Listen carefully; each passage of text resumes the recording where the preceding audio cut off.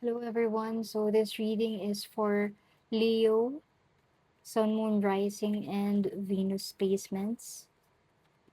So Leo, we're going to pick into your love and relationship. We're going to see your past, present, and your near future. Again, uh, always take only the message that resonates with you.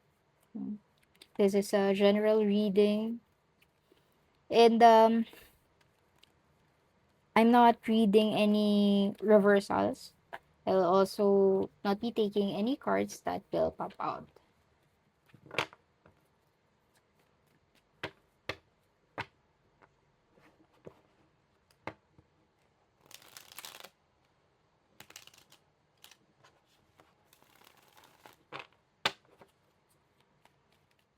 Alright.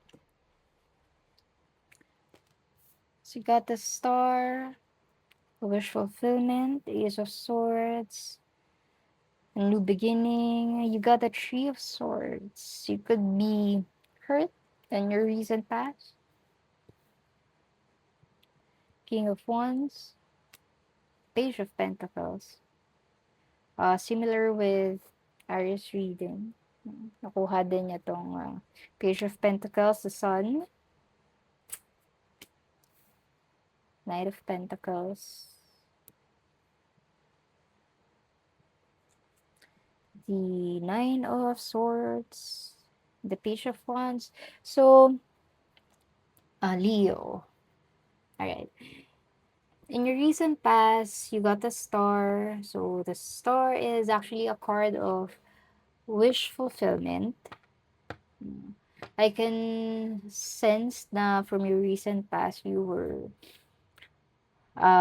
thought, no, that this relationship could have been wish fulfillment. You're really happy with this person. It was a almost a perfect relationship, and you could have arang you had a chance, no, to have a new beginning with this person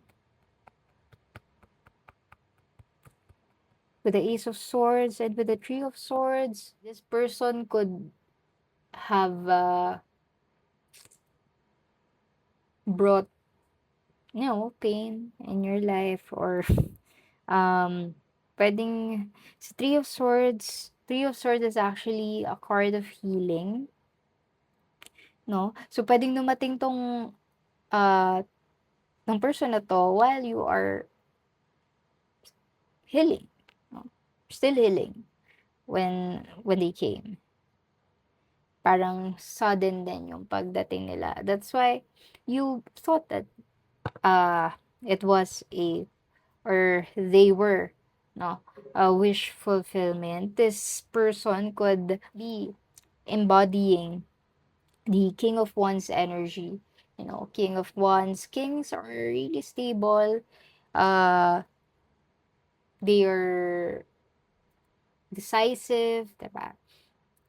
Parang they have things planned out. No?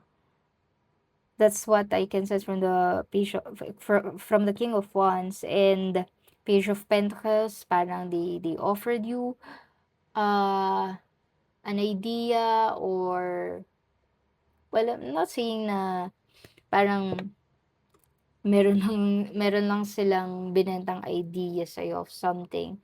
Pero pero they could be really stable, no? Kasi minsan when we find somebody, meron silang, sabi nga nila, 'di ba, when you first meet someone, they always tend to put their best foot forward. And that's what I can sense from the Page of Pentacles. Medyo nasa recent past na 'to. And you could be thinking a really bright future. Uh, with this person. And the sun is actually a really positive card, the most positive card in the deck. And think of the sun, no, 'di ba? Parang sobrang vibrant niya. Uh, it energizes, no, the earth. Uh, and also the sun signifies success, no, and happiness. And with the Knight of Pentacles, parang yung energy nung person yung nasa-sense ko dito. Energy uh, ng partner mo, or this could be someone that you're dating right now. I could feel their energy in these cards, especially with the Knight of Pentacles. Yun nga, parang they're offering you something. Knight of Pentacles, siya yung slowest knight in the tarot. Medyo mabagal siya, pero is really stable. So, if in the past, parang this person tells you na, oh, I am this and that, I am stable, I can provide for you. Baka ayun yung sinasabi nila sa'yo always, that could be true, no? With the Knight of Pentacles, no? They are slowly building their wealth so that they can provide for you. Now, I can see na meron kang worries, anxieties towards this relationship. Of course, we are not trying to predict anything here, no, na specific event ang mangyayari. We're not doing that. We're just trying to read energies.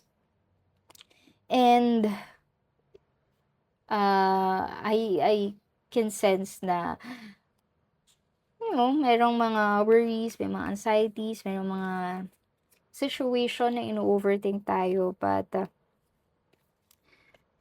of course, we can always control, you know, well, we cannot control everything, pero there are things na we can control. For example, our emotions, no?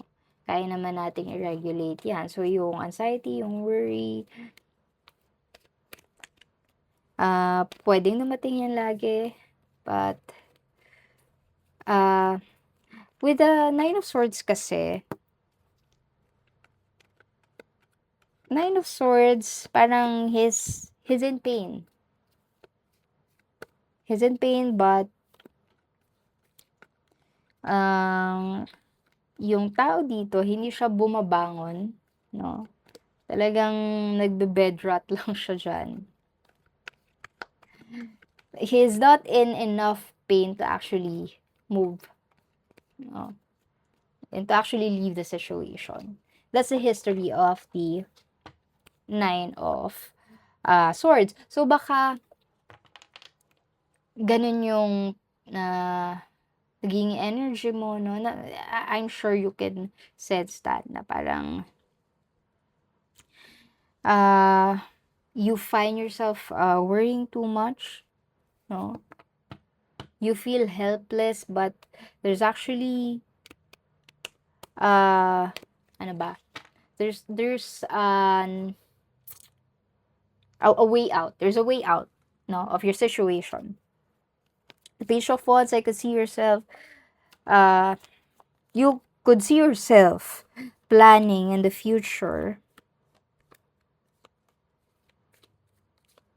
starting something passionately.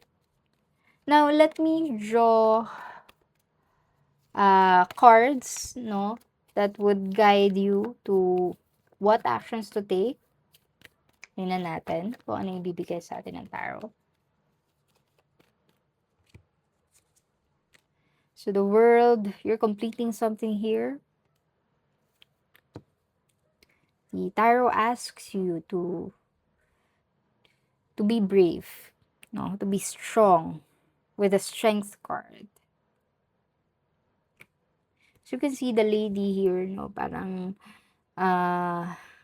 pinasok niya yung kamay niya dun sa mouth ng lion. Pero, since the lion is tamed, or yeah, she is able to tame the lion, and hindi nagbe-behave na yung lion. So, this could also signify, or uh, this could also refer, no? Or this card can also talk about our emotions, no? Especially side by side siya with the Nine of Swords. Parang it asks you to tame your emotion, to regulate your emotion, your anxieties, your worries. Of course, it's always important na i-recognize, i-acknowledge natin yung mga emotions natin. But at the same time, don't let these emotions get ahead of ourselves. Uh,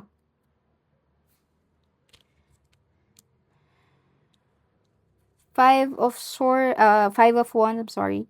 Five of Wands, you feel like you are competing with a lot of people with this person. Or pwedeng marami lang siyang responsibilities and you feel like you have to compete with those responsibilities. No? Na meron yung taong yun. Or this could also be you. Pwedeng,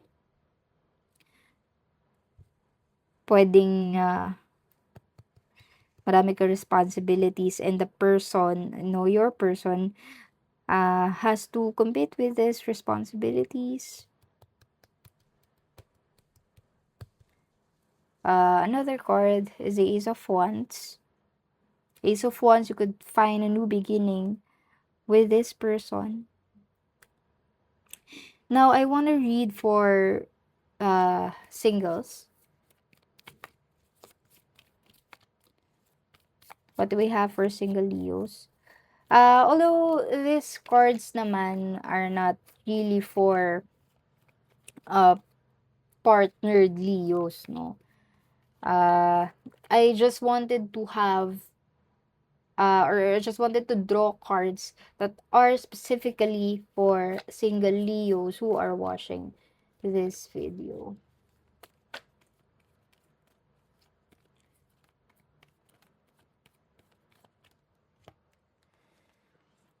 So Leos, those single Leos out there could be looking for satisfying connection, no? Na pwedeng, of course, no, hindi mo nakita in your past. That's why you are looking for it now. Now, let's go back to the reading. What would be the likely outcome? You are closing something here. No? I would have to apologize if this reading, if you find this reading not cohesive enough. No?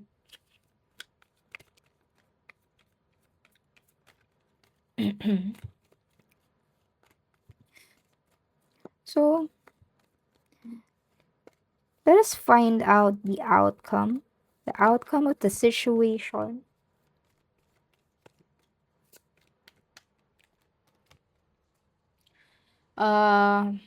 You got the Seven of Pentacles. Seven of Pentacles is trying to look at your investments, the time, the money, the energy that you have put into something, trying to look at it, if am I investing to the right person? Am I invested to the right relationship? So, parang ayun yung sinasabi ng Seven of Wands. Especially if you are, could sense kasi parang tong reading na to medyo na dodrawn ako sa mga Leos na currently dating. currently looking for someone. So, pwedeng hindi pa kayo official, no? Oops. So, you're trying to sense, no, kung excuse me, kung worth it ba, let's say for example, for this particular person, na mag-exert ng effort, no, towards them.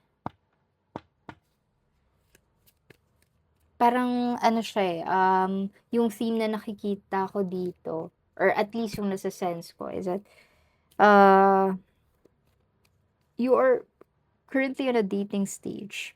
Kasi, you also got the Five of Wands. So, you have a lot of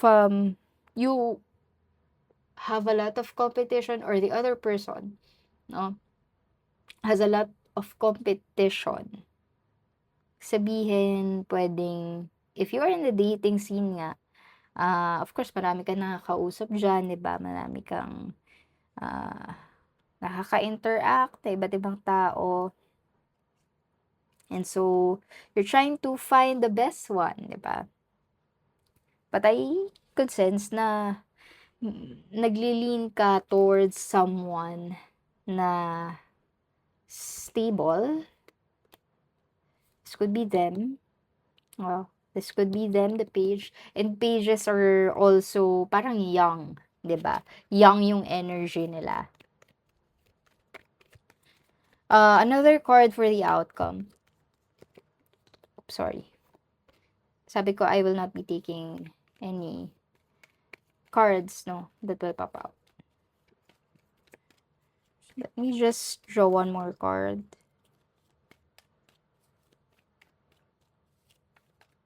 One more card for Leos.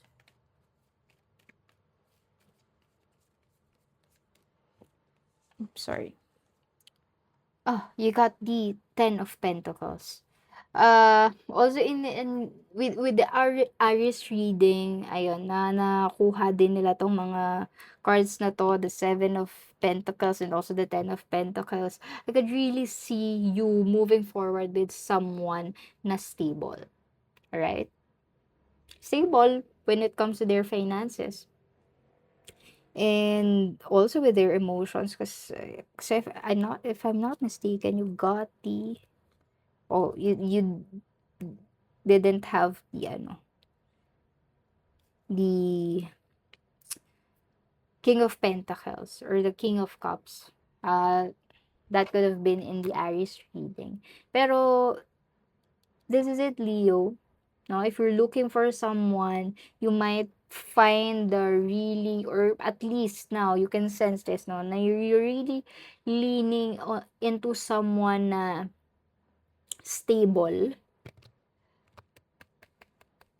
And you could really be thinking if this person is worth it, no? Parang nasa knowing, getting the know stage pa lang kayo. Although I wanted to get one more card. Oops, sorry. If, for example, meron kang tao ngayon na nakilala, you think is stable, no? What would be the outcome for the two of you? Let's see.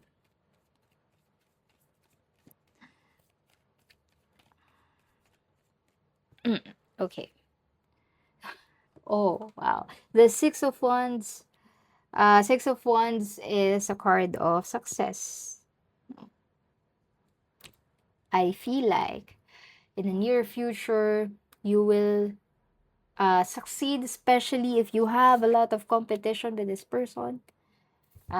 You will come out successful. You will be the winner. So that's the Six of Wands. Now, for your Spirit Animal Oracle, I actually shuffled these cards prior to this reading, and you got the Dragonfly Spirit. The Dragonfly Spirit, truth transcends illusion. Now, Leo, siguro just to leave you a message, if you are in the dating scene, kasi you got the dragonfly spirit, always try to really know the person. See through the facade of the person. Kasi we often present, no, ourselves as someone na, let's say, stable, kind, generous, etc., etc. Everything that the other person, no, is has been wanting, no? Kasi you're in the dating scene, so you have to be smart. But anyway, this card actually has a separate message. So let me read it for you, Leo. Dragonfly spirit, truth transcends illusion. The oracle message, Dragonfly spirit is here to remind you of the wisdom and truth available at all times in the hidden realms. Just as a dragonfly catches your eye with its reflective wings and body, Dragonfly Spirit appears to tell you to pay attention to the truth beyond the illusion and recognize the insights that come seemingly out of nowhere, peeking through from behind the veil. In the realm of spirit, there is far more wisdom than you can perceive with your senses, and there is a deep knowing that you are not separate or alone, for a higher power recognizes you and loves you beyond measure. Fears dissipate as you realize that you are embraced by the nurturing force that is everywhere, always in communication with you, alighting when you are preoccupied. Dragonfly Spirit offers this message. You exist in unity with all, including the protective spirits who share their wisdom, and you are being nudged along the path your soul needs to travel to have the experiences it craves. Love exists in many forms, and sometimes we overlook it when we don't recognize a particular form. Pay attention to the signs now. They remind you that each of us have inspired dreams seamlessly sewn into the fabric of the invisible world, and there is a great consciousness that exists in the seemingly empty spaces guiding us on our journey, open to the truth, letting the wisdom of the hidden realms inform you, providing insights your conscious mind overlooks. Please like and leave a comment if this reading resonates with you or if you find any of the message helpful. As you can see, I'm still growing this channel and your support will mean a lot to me. So that is all I have for you, Leo, and see you on the next reading.